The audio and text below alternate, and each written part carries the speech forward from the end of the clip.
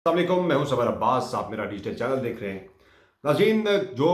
एक खबर मैंने दी थी, एक एनालिसिस मैंने दिया था कि अटक जेल से इमरान खान साहब को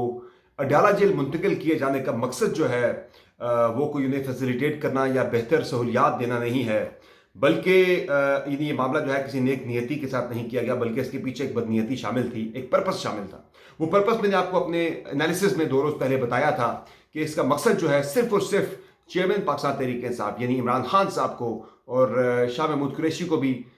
इस केस में हर सूरत में, इलेक्शन से पहले पहले हर सूरत में सजा देनी है, यानी कन्विक्शन उनकी जो है वो उसे मेक श्योर करना है। इसी वजह से उन्हें अटक जेल से अडयाला जेल मुंतकिल किया गया है। चूंकि अटक जेल में वकील का रोजाना आना जाना, जज का आना जाना एक लंबा प्रोसेस था, जिसमें ये डिले काफ़ी, इसका इम्कान था कि डिले हो सकता है केस का ट्रायल कंक्लूड करने में। तो इसलिए चूंकि शाह महमूद कुरैशी पहले से ही अडयाला जेल के अंदर मौजूद थे, तो अब इमरान खान साहब को भी अटक जेल से अडयाला जेल मुंतकिल किया गया ताकि इस केस को जल्दी कंक्लूड किया जा सके। जज एक ही मरतबा जाए जेल के अंदर, अडयाला जेल जाए और वहीं पे दोनों का इकट्ठे ट्रायल हो जाए। तो अब जनाब, आज जो FIA की तरफ से चालान जमा करवाया गया है, वो कहते हैं बिल्ली थैले से बाहर आ गई।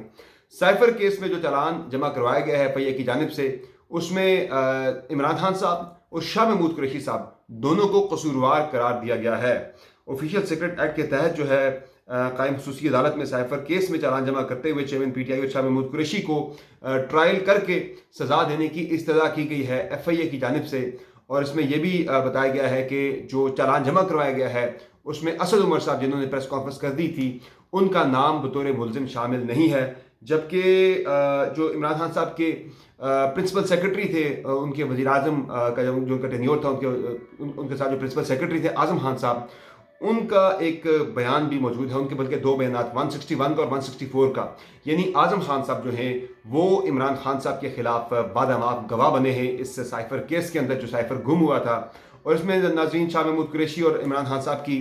27 मार्च की तकरीर का हवाला भी दिया गया है कि उस तकरीर में इन्होंने जो है उस तकरीर को जो है जवाब बनाया गया है इस केस के अंदर। इमरान खान साहब के वाले से जो कन्विक्शन की जो एक कोशिश है वो यही है कि उनसे साइफर गुम हो गया था, कि उन्होंने एक ऑफिशियल सीक्रेट जो है एक डॉक्यूमेंट था उसको इस्तेमाल किया सियासी फ़ायदा उठाने के लिए, और ज़ाहिर उसे स्टेट सीक्रेट को उन्होंने उसका गलत इस्तेमाल किया है। अब नाज़रीन, इसमें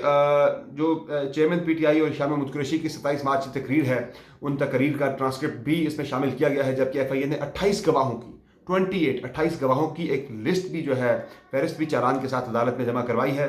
और इनमें जनाब जो साबिक सेक्रेटरी खारजा हैं, जो उसमें साबिक सेक्रेटरी खारजा थे सुहेल महमूद साहब, और उस वक्त के जो अमेरिका में हमारे थे सफ़ीर थे असद मजीद खान साहब, जो कि इस वक्त सेक्रेटरी खारजा हैं। फिर सुहेल महमूद साहब एडिशनल सेक्रेटरी खारजा, फैसल न्याज तिरमिज़ी समेत साइफर जो है वजारत खारजा से लेकर वज़ीर आज़म हाउस तक पहुँचने के जितने भी गवाहान थे, वो तमाम के तमाम गवाहान को इस चालान के अंदर शामिल किया गया है। और कोशिश जनाब यही है कि अगले महीने के अंदर अंदर हर सूरत में चेयरमैन तहरीक इंसाफ को, इमरान खान साहब को इस केस के अंदर सज़ा दिलवा दी जाए। बाकी नाज़रीन, जो मामला इस वक्त चल रहे हैं उन पर भी अगर मैं क्विकली ज़रा बात करूँ तो एक मामला चल रहा है शेर अफजल मरवत का और सेनेटर अफनानुल्लाह का। तो उसमें मैं आपके साथ खबर ये शेयर कर रहा हूँ कि अफनानुल्लाह साहब की दरख्वास्त जो कि उन्होंने दायर की है इस्लामाबाद पुलिस के पास, दरख्वास्त जमा करवाई थी शेर अफजल मरवत के खिलाफ कानूनी कार्रवाई की। एक दरख्वास्त वो है जो सोशल मीडिया पर सर्कुलेट कर रही है, नीचे रेड अंडरलाइन होके, कि मुझे शेर अफजल ने मारा, मेरा चेहरा सूज गया, मुझे मेडिकल ट्रीटमेंट दी गई। तो उस FIR के बारे से जो चल रही है सेनेटर अफनानुल्लाह के लेटर हेड के साथ, तो मेरी सेनेटर अफनानुल्लाह से बात हुई है, तो वो ये कहते हैं कि जो सोशल मीडिया पे FIR यानी जो एप्लीकेशन मेरी चल रही है इंदराज मुकदमा की दरख्वास्त के लिए, वो एप्लीकेशन गलत है। मैंने अपने लेटर हेड पर किसी किस्म की एप्लीकेशन पुलिस को जमा नहीं करवाई FIR के इंदराज के लिए, जो चल रही है वो फेक है। उन्होंने कहा कि जो मेरी अपनी एप्लीकेशन है उसमें मैंने जो है अपने लेटर हेड पे वो जमा नहीं करवाई। मैंने अफनानुल्लाह साहब से मांगी है FIR की कॉपी। मैंने कहा जो आपने जमा करवाई है वो मुझे आप दरख्वास्त की कॉपी मुझे व्हाट्सएप कर दें, मुझे भेज दें। तो वो उन्होंने अभी तक नहीं भेजी। बाकी मेरी पुलिस के हुकाम से बात हुई है, इस्लामाबाद पुलिस के हुकाम से। तो ख़बर मैं आपको ये दे रहा हूँ कि इस्लामाबाद पुलिस ने सेनेटर अफनानुल्लाह की दरख्वास्त पर पाकिस्तान तहरीक इंसाफ के लॉयर शेर अफजल मरवत के खिलाफ मुकदमा दर्ज करने का फैसला कर लिया है। उनके खिलाफ कानूनी कार्रवाई भी अमल में लाई जाएगी और मुमकिन तौर पर शेर अफजल मरवत की गिरफ्तारी भी इस केस के अंदर डाली जा सकती है। मैंने आपको آج سے 2 ہفتے پہلے خبر دی تھی کہ پاکستان تحریک انصاف کے جو اس وقت وکلا ہیں،